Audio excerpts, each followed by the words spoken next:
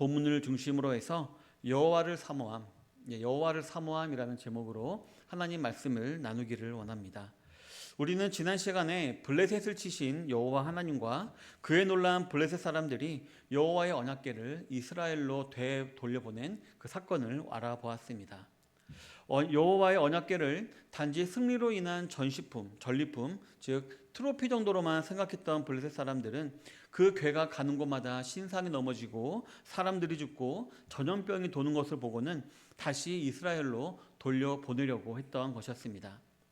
그러나 블레셋 사람들은 그 와중에도 애써 이 모든 재앙들이 단지 우연히 임한 것이지 여호와로부터 임한 것이 아니다라는 것을 증명하고 싶었습니다. 즉 여호와로 말미암아 이 모든 재앙이 임했음을 부인하고 싶었습니다. 그래서 멍에를 한 번도 메어보지 않은 암소를 수레를 끌게 했고요.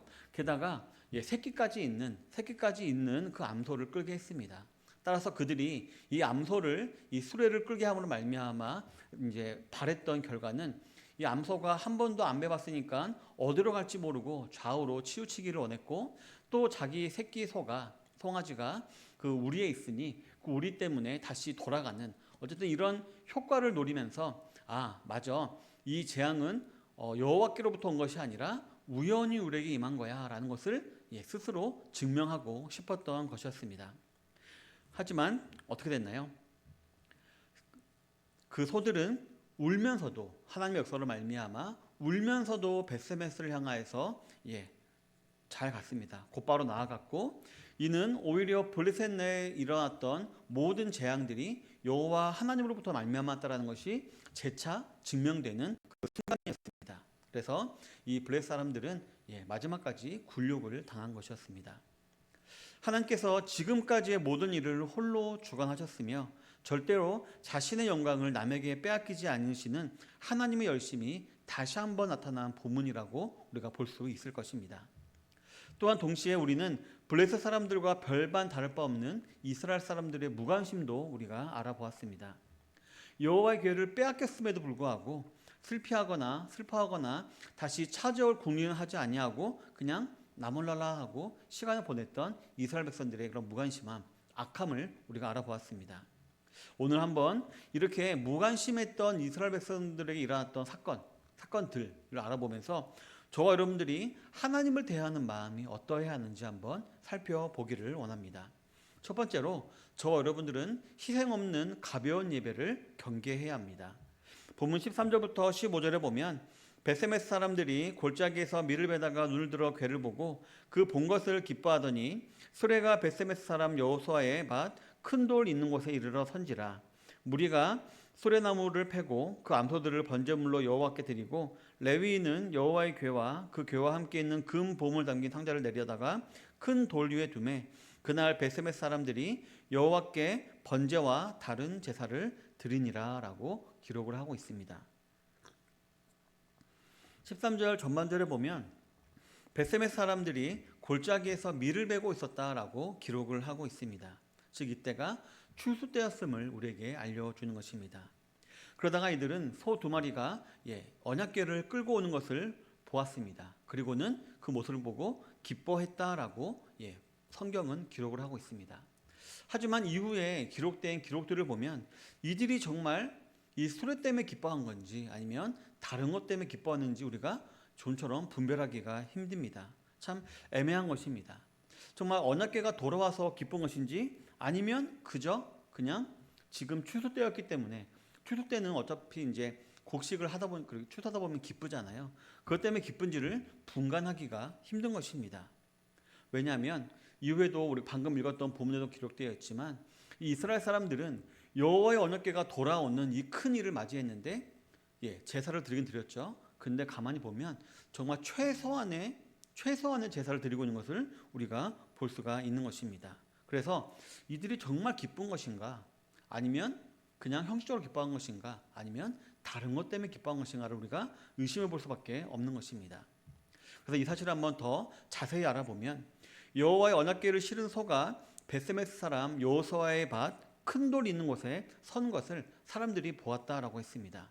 그 본 사람들은 와서 이제 그 수레를 수레를 이제 패기 시작합니다. 그래서 단을 쌓습니다.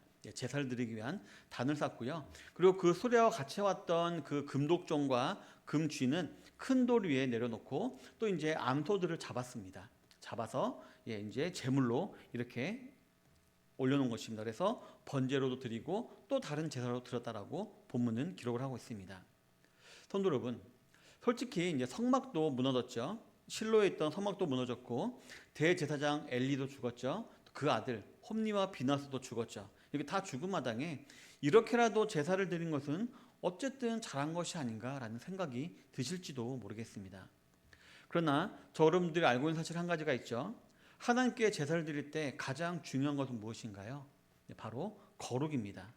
바로 기록된 하나님의 법에 따라 빈틈없이 행해야 되며 또 제사장이든 제물이든 철저히 거룩하게 구별되어야 한다는 것입니다. 그런데 오늘 본문에 보면 그 거룩을 위한 노력은 그 어디에도 기록이 되어 있지 않음을 우리가 볼 수가 있습니다. 오히려 어떻게 보면 그냥 빨리 해치워버리자라는 그런 인상만 우리에게 주고 있는 것입니다. 추수 때라서 마음이 급했을까요? 아니면 몰라서였을까요?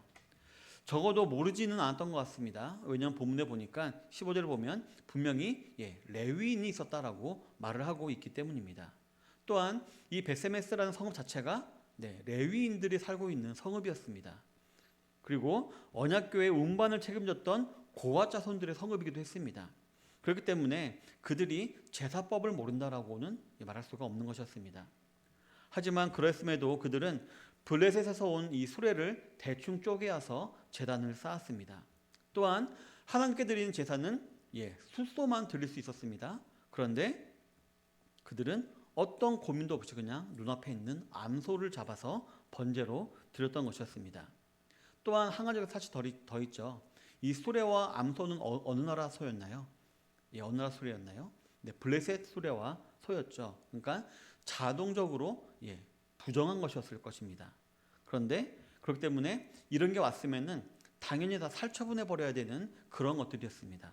하지만 그냥 처리하기에는 아깝고 또 귀찮고 또 어차피 제단도 쌓아야 드려야 되고 또 제물도 만들어야 되니까 그냥 거기에 써버리자라면서 아니라고도 악하게 이들은 생각을 하고 번제를 드렸던 것이었습니다. 성도 여러분, 앞에서도 말씀드렸듯이 이때는 분명히 추수 때였습니다. 그렇기 때문에 그 전까지는 이들이 궁핍했을지도 모릅니다. 하지만 현재는 분명히 풍족한 때였습니다. 따라서 그들은 분명히 여호와 하나님께 드릴 거룩한 제물이 있었을 것입니다. 그럼에도 그들은 그 어느 누구도 자기의 것을 드려서 즉 희생해서 제사를 드림으로 말미암아 하나님의 은혜에 감사하며 다시 돌아온 여호와의 영광을 축하하는 마음을 이렇게 드러내려 했던 자들이 한 명도 없었음을 우리가 이 오늘 본문을 통해서 확인할 수 있는 것입니다. 즉 추수하느라 너무 바빴기 때문에 빨리 해치워버리고 우리 추수를 하자라고 이 추수에 집중하려 했는지도 모르겠습니다. 어쨌든 오늘 본문의 이 베세메스 사람들은 자신들의 것이 아니니 이걸로 해결하고 끝내자. 즉 우리들의 것은 사용하지 말자라는 암묵적인 합의로 이런 일을 벌인 것 같은 인상을 우리가 받을 수밖에 없는 것입니다. 성도 여러분, 하나님께서 저와 여러분들에게 베푸신 은혜, 즉 우리 주님께서 우리를 위해서 희생하시고 죽으셨던 일, 그리고 성령님께서 지금도 우리와 함께 하시며 우리를 위해서 친히 중보하고 계시다. 말할 수 없는 탄식으로 우리를 위해서 간구하고 계신 것을 우리가 진정으로 믿고 있다면 저 여러분들의 예배 자세는 어떻게 변할까요? 대충 시간 맞춰 와서 시간 때우고 대충 시간 맞춰 나와서 자신이 할 것만 하고 할 것 없으면 그냥 쌩하고 가버릴 수가 있을까요? 그럴 수가 없을 것입니다. 삶 가운데 항상 말씀을 묵상함으로 하나님과 동행하기를 힘쓰고 또 그로 인해 체험한 은혜에 감사하는 마음으로 준비된 공적 예배를 드리기를 힘써야 할 것입니다. 물론 현대를 살아가는 우리 성도님들의 삶이 너무 바쁘고 너무 복잡하다는 것을 모르는 것은 아닙니다. 그러나 반대로 이렇게 생각해 볼 수가 있습니다. 하나님을 의지하지 않기 때문에 하나님께 온전히 예배를 드리지 않기 때문에 바빠지고 혼잡해지고 복잡해진 것일 수도 있다라는 사실을 우리가 기억해야 되는 것입니다. 제가 지지난주 설교 시간 말씀드렸듯이 우리가 기억해야 될 것이 있습니다. 우리가 주의를 지키고 우리가 주의를 성수하고 우리가 예배를 지키는 것이 아니라 예배가 우리를 지킨다는 사실 우리가 꼭 기억해야 하는 것입니다. 주님과 예배를 위해 우리의 몸과 마음과 시간과 물질을 드리는 것은 분명한 희생입니다. 그런데 이러한 희생은요, 하나님께서 기뻐하시는 희생이고 귀히 받으시는 희생입니다. 즉 이 말은 하나님께서 그냥 이것을 그냥 받고 가만히 계시는 분이 아니다라는 것입니다. 이렇게 귀히 받으시는 희생에 따르는 복을 반드시 주신다는 것입니다. 예배를 드리기 위해 성전에 올라가던 시편 73편의 저자도 이렇게 말을 하고 있습니다. 하나님께 가까이함이 내게 복이라 라고 이렇게 기쁨의 찬양을 올려드렸었습니다. 저와 여러분들과 같은 성도들에게도 진정한 복이 무엇인가 한번 생각해보고 그를 위해서 우리의 가장 귀한 몸과 마음과 시간과 물질을 희생하여 예배드리기를 힘쓰고 그 위에 부어주시는 놀라운 하나님의 은혜와 복을 충만히 누리며 살아가시는 모든 속초 선양교회 성도님들이 다 되시기를 바라겠습니다. 두 번째로 저와 여러분들은 하나님을 향한 두려움 없는 예배를 경계해야 합니다. 본문 19절부터 21절을 보면 벳세메스 사람들이 여호와의 궤를 들여다본 까닭에 그들을 치사 5만 70명을 죽이신지라. 여호와께서 백성을 쳐서 크게 살육하셨으므로 백성이 슬피 울었더라. 벳세메스 사람들이 이르되 이 거룩하신 하나님 여호와 앞에 누가 능히 서리요?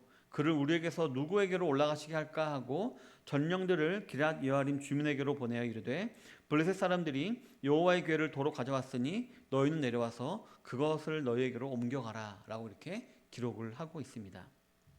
본문에 보면 정말 어처구니 없는 사건이 발생한 것을 우리가 볼 수가 있습니다. 벳세메스 사람들이 여호와의 궤의 뚜껑을 열어서 그 안을 들여다보려고 한 일이 벌어지고 만 것입니다. 아마 신기해서 그랬을지 모르겠습니다. 알다시피 이 언약궤는 어떤가요? 제사장들만, 그것도 대제사장만 1년에 한 번, 그것도 구름 속에서 희미하게 볼 수 있는 그런 성물이었습니다. 그런데 그것이 이렇게 누구나 볼 수 있는 것이 볼 수 있게 나와 있다 보니까 궁금해서 열어보았을 수도 있을 것입니다. 또한 걱정이 됐을 수도 있습니다. 왜냐하면 이 언약궤가 블레셋을 다녀왔잖아요. 그러니까 블레셋이 그 안에 있는 아론의 쌍난 지팡이나 만나를 담은 바구니와 십계명이 적힌 두 돌판을 혹시 가져간 것은 아닌가, 이것들이 무사한가 점검하려고 들여다봤을 수도 있는 것입니다. 아니면 교만한 마음이었는지도 모르겠습니다. 왜냐하면 우리도 레위인이니까 이 여호와의 궤 안을 들여다볼 수 있는 권한이 있는 것이 아닌가라고 약간 건방진 생각을 했을 수도 있는 것입니다. 아니면 악하게 지금 이 언약궤가 덩그러니 밖에 있는 것을 보고는, 너무 초라하게 놓여 있는 것을 보고는 이거는 마음대로 다뤄도 괜찮은 건가 보다 라는 이런 악한 생각에 그 안을 들여다봤을지도 모르겠습니다. 하지만 어떤 의도였든 이들의 행위는 신성모독적인 경솔한 행위였고요. 그로 인해 무려 70명이 죽는 일이 발생합니다. 우리 성경에 보면은 이 5만이라는 단어가 이렇게 괄호에 묶여 있죠. 그래서 5만 70명이 죽었는지 70명이 죽었는지 우리가 알 수는 없습니다. 하지만 확실한 사실 한 가지가 있죠. 만약 우리 주변에, 우리 주위에 79의 시체가 있다. 어떤가요? 기겁을 하고 아마 토를 하고 기절을 할지도 모르겠습니다.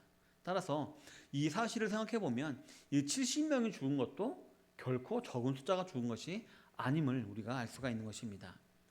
그렇기 때문에 과연 이 사실에 벳세메스 사람들은 슬피 울며 한탄을 합니다. 그런데 이것도 약간 좀 이상합니다.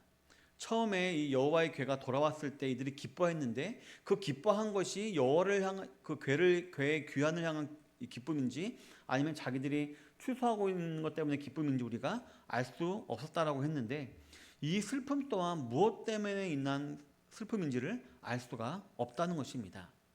19절부터 20절에 기록된 벳세메스 사람들의 한탄을 자세히 살펴보면 이 벳세메스 사람들은 자신들의 죄가 아니라 그저 여호와 하나님이 우리를 치셨다, 그래서 우리가 70명이나 죽었다, 이 사실을 더 슬퍼하고 있는 것처럼 보이고 있는 것입니다. 그리고 약간 신앙이 있는 것처럼 얘기를 합니다. 거룩하신 하나님 여호와 앞에 누가 능히 서리요? 라고 말을 하는데요. 근데 이 말은요, 실제로 여호와 하나님의 위대하심을 찬양하는 것이 아니라 아이고 참 대단하십니다라고 약간 비꼬는 듯한 이런 인상을 우리에게 주고 있습니다. 왜냐하면 만약에 실제로 여호와 하나님 앞에 누가 서리요? 거룩하신 여호와 하나님 앞에 누가 서리요라고 진심으로 나왔다면은 뭐 어떤 반응이 나와야 될까요? 예, 회개가 나와야죠. 우리를 용서해 주십시오. 우리가 범죄했습니다. 라고 옷을 찢고 죄를 뿌리면서 회개를 해야죠. 근데 이 말을 한 다음에 뭐라고 말하고 있나요? 이 언약궤를 어디로 보내야 되냐? 이런 말을 하고 있는 것입니다. 예, 이러한 반응은 누구와 똑같나요? 예, 블레셋 사람들과 똑같은 반응인 것입니다. 따라서 이런 행동들은 그들 안에 있는 어두움을 재확인시켜주고 있는 것입니다. 네, 블레셋 사람들은 다곤 신이라는 눈에 보이는 우상을 섬겼죠. 하지만 이스라엘 사람들은 마음속에 있는 자기라는 우상, 내 생각이라는 우상, 내가 왕이라는 그런 생각을 우상으로 삼고 있는 것이었습니다. 그렇기 때문에 그들은 이러한 큰일 앞에 어떠한 자기 성찰도 없었고 어떠한 죄의 고백도 없이 그냥 빨리 이거를 치워버리자라는 이런 불경한 생각만을 가지고 있는 것이었습니다. 따라서 이 사실을 통해서 이스라엘 백성들도 블레셋 사람들과 별반 다를 바 없었다.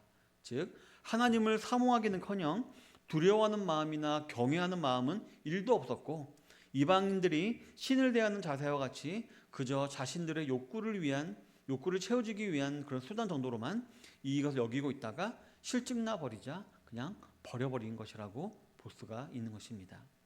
이에 대한 증거가 바로 21절이죠.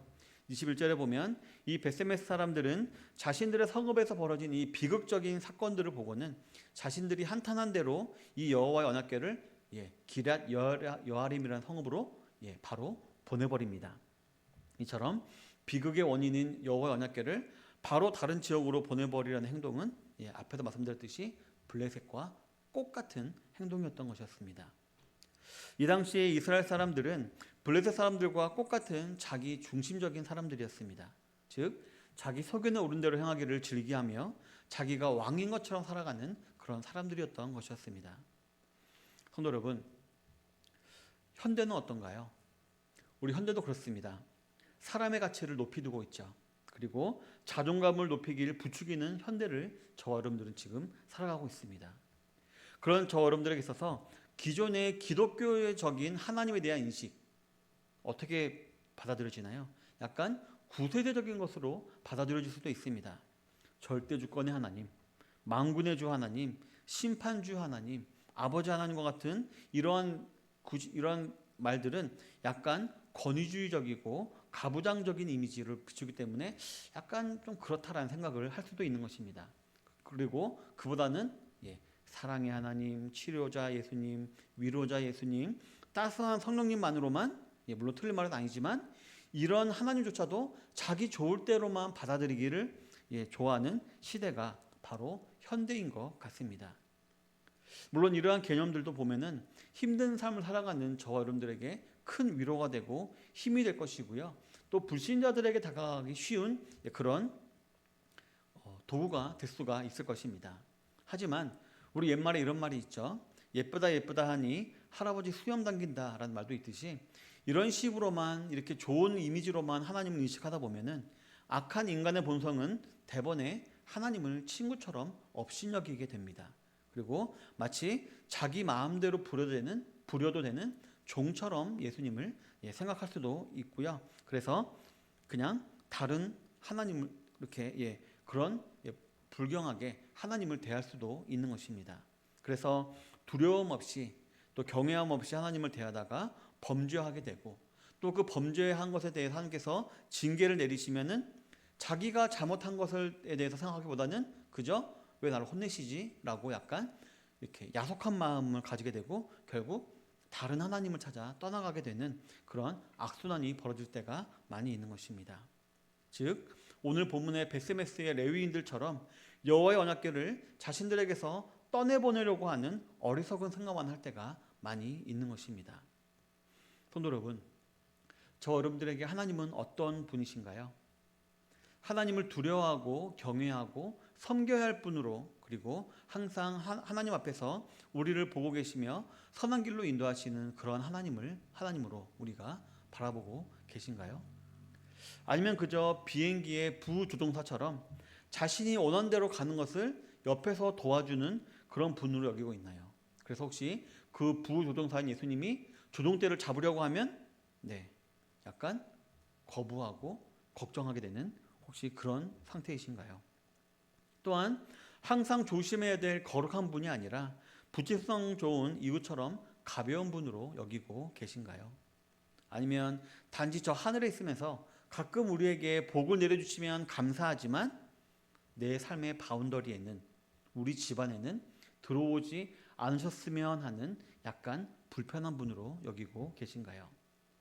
즉 우리 인생에 필수 불가결한 존재가 아니라 있으면 좋고 없어도 상관없는, 그래서 자신을 떠나도 아무런 상관없는 그러한 선택적인 존재로 하나님을 여기고 계신가요? 하나님은 우리가 그분의 거룩하심 앞에 존경과 겸손함으로 절하기를 원하십니다. 우리는 오직 여호와는 그 성전에 계시니 온천하는 그 앞에서 잠잠할지니라 라는 하박국 선지자의 고백처럼 항상 그분 앞에 겸손과 상한 마음으로 나아가야 할 줄로 믿습니다.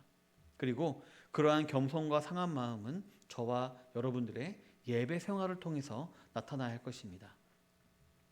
우리 사랑하는 성도 여러분, 본문 7장 1절부터 2절을 보면 기럇 여아림 사람들이 와서 여호와의 궤를 옮겨 산에 사는 아비나답의 집에 들여놓고 그의 아들 엘리야사를 거룩하게 구별하여 여호와의 궤를 지키게 하였더니 궤가 기럇 여아림으로 들어간 날부터 20년 동안 오래 있은지라 이스라엘 온 족속이 여호와를 사모하니라 라고 기록을 하고 있습니다. 본문에 보면 이 기럇 여아림 사람들은 벳세메스 사람들의 요구에 따라 여호와의 궤를 자신들의 마을에 들여놓습니다. 그리고 그 중에 아비나답이라는 사람 집에 들여놓습니다. 그러자 아비나답은 자신의 아들 엘리야사를 거룩하게 구별하여 여호와의 궤를 지키게 했다라고 기록을 하고 있습니다. 성도 여러분, 이 한 절만으로도 벳세메스 사람들과 이 기럇 여아림 사람들의 차이를 우리가 볼 수 있을 것입니다. 벳세메스 사람들은 여호와의 궤를 어떻게 했나요? 제사를 드린 다음에 밖에 그냥 방치를 해버렸습니다. 그러니까 다른 사람들이 열어보려 했다가 주는 일이 벌어났겠죠. 그 어느 누구도 자신의 집으로 드리려고 하지 아니하고 대충 제사만 드린 후에 외부에 방치를 해놓았던 것이었습니다. 그러나 기럇 여아림 사람들은 언약궤를 자신들 가운데 가져감에 있어서 마치 귀한 손님에게 그렇게 하듯이 참된 애정과 존경심과 공경심을 가지고 세심한 주의를 기울여서 즉 거룩하게 구별하여서 아비나답이라는 사람의 집에 들여놓았습니다. 아마도 아비나답이 그 마을에서 가장 크고 좋은 집을 소유하고 있었을 것이라고 여겨집니다. 그리고 그 아들 엘리야사를 제사장 역할을 할 사람으로 세웠던 것이었습니다. 이처럼 기럇 여아림 사람들은 여호와의 언약궤에 대한 두려운 마음이 있었고 떨림이 있었고 거룩히 구별함으로 여호와의 언약궤를 대했던 것이었습니다. 그리고 2절에 기록되어 있듯이 오랫동안 여호와의 언약궤는 그곳에 있으면서 그 집에 복을 내려 준 것 같습니다. 하지만 그러함에도 이스라엘 사람들은 어땠나요? 여전히 언약궤에 관심이 없었습니다. 복을 내려주셨다고 말을 분명히 들었을 텐데도 아무런 관심이 없었고요. 언약궤가 아비나답의 집으로 온 지 20년이 지난 후에야 비로소 사모하게 되었다라고 말을 하고 있습니다. 성도 여러분, 지금까지 알아보았듯이 여호와의 언약궤는 어떻게 움직였나요? 하나님께서 스스로 이렇게 움직이셨습니다. 사람의 손이 옮긴 것이 아니라 하나님께서 사람들을 사용하셔서 본인이 가시고자 하는 곳으로 이 언약궤를 옮겨 가셨습니다. 따라서 우리가 이 하나님의 언약궤가 이 기럇 여아림이라는 성읍으로 온 것도 분명한 하나님의 의도가 있고 뜻이 있음을 우리가 알 수가 있을 것입니다. 그 의도와 뜻이 무엇일까요? 왜 하나님께서는 자신의 언약궤를 이 성읍으로 옮기셨던 것이었을까요? 유명한 예루살렘도 있고 베들레헴도 있는데 왜 이 기럇 여아림으로 옮기셨을까요? 이 기럇 여아림은요, 레위인의 성읍도 아니었고요, 유명한 성읍도 아니었습니다. 따라서 그 이유를 우리가 알기가 쉽지가 않은데요. 근데 우리가 이 기럇 여아림이라는 이 성읍의 이름을 통해서 우리가 그 의도를 약간 엿볼 수가 있습니다. 이 기럇 여아림이라는 단어의 의미는요, 숲의 성읍이라는 의미를 가지고 있습니다. 뭘까요? 네, 이 지역에 나무가 울창하게 많이 자라는 동네였다는 것을 이렇게 우리가 유추해 볼 수가 있는 것입니다. 그리고 하나님께서는 그곳에 스스로 가심으로 말미암아 자신을 이스라엘 백성들로부터 숨기시려 했다라는 것을 우리가 알 수가 있는 것입니다. 자신을 경외할지도 모르고 자신을 거룩히 여길지도 모르고 하찮게 대하며 이방 신들과 같이 여기는 자신의 백성들에게 실망하여서 잠시 자신을 영광을 가리신 것이다라고 볼 수가 있는 것입니다. 그리고 그 기간이 무려 20년이나 되었고 20년이 지난 후에야 이스라엘 백성들로 하여금 여호와를 사모하는 마음을 허락하셨던 것이었습니다. 여기서 이 사모하다라는 단어는요, 우리 한국말처럼 애틋한 사랑을 뜻하는 단어가 아닙니다. 영어 성경으로만 봐도 슬퍼하며 생각했다라는 그런 의미가 담긴 단어입니다. 하나님께서 자신을 숨기신 결과 어떻게 됐을까요? 자신의 영광을 숨기신 결과 어떻게 됐을까요? 당연하게도 이스라엘에는 큰 고난과 환란이 닥쳐오게 된 것이었습니다. 그래서 사람들이 손 쓸 수 없는 상태가 되었고 그제야 사람들은 여호와의 언약궤를 생각하게 되었다라는 것을 의미하는 것입니다. 맞고 얻어맞고 터져서 슬피 우는 가운데 여호와의 언약궤를 생각하게 되었다는 것입니다. 그렇기 때문에 이어지는 본문에 보면 사무엘을 중심으로 해서 미스바 대각성 운동, 즉 회개 운동이 그제서야 벌어지게 된 것이었습니다. 성도 여러분, 이는 저와 여러분들이 현재 누리고 있는 이 평화에 대해서 우리가 어떻게 이 평화의 시대를 우리가 지나가야 하는지에 대한 교훈을 주는 것이라고 볼 수가 있습니다. 하나님 없이 내 노력으로, 내 힘으로만으로도 잘 살 수 있을 것 같다라고 여기지는 이 시대, 맞죠? 주식 조금만 잘하고 또 재테크 조금만 잘하고 또 똘똘한 집 한 채만 사면 얼마든지 잘 살 수 있을 것 같은 이 시대, 또 그러기를 부추기는 이 시대에 우리는 어떻게 하나님을 섬겨야 하는가라는 교훈을 우리에게 주는 것입니다. 바로 우리는 기럇 여아림의 아비나답의 집과 또 그 안에 있던 엘리아살과 같이 자신을 거룩하게 구별하여 오직 하나님 한 분만을 섬기며 그분을 경외함으로 나아갈 수 있어야 하는 것입니다. 그리고 본문의 의미로서의 그 의미가 아니라 실제 우리가 알고 있는 의미로서 우리는 여호와 하나님을 사모해야 하는 것입니다. 애틋하게 하나님을 사랑하고 해야 되는 것입니다. 정말 정절 있는 사모함으로 여호와 하나님을 사랑해야 하는 것입니다. 유비무환이라는 말이 있습니다. 우리는 극한의 핍박이 없고 큰 어려움 없이 그럭저럭 살아가고 있다라고 여겨지는 이때에, 바로 이때에 우리는 더욱 조심하여 내 삶과 내 생각에 세속적인 생각이 들어오지 않도록, 즉 하나님을 경홀히 여기며 가볍게 여기는 풍조가 들어오지 않도록 우리는 온 마음으로 하나님을 사모하며 나아갈 수 있어야 하는 것입니다. 그리고 이러한 사모함의 의미는 신약을 통해서 우리가 알아볼 수 있을 것입니다. 바울은 데살로니가 교회를 칭찬하며 믿음의 역사와 사랑의 수고와 믿음의 소망의 인내가 있음을 칭찬했었습니다. 즉 그들은 예수 그리스도를 향한 믿음과 사랑과 소망이 있었기 때문에 역사와 수고와 인내가 나타났고 이러한 것들이 칭찬을 받게 만들었던 것이었습니다. 그 가운데 사랑이라는 이 개념, 사랑이라는 덕목에 뭐가 따라온다고 말하고 있나요? 수고가 따라온다라고 말하고 있습니다.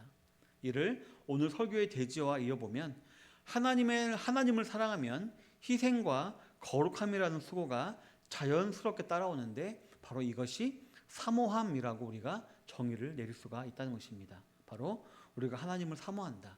희생과 수고가 있고 거룩함이라는 것이 있다는 것이 그 의미라는 것을 알 수가 있는 것입니다.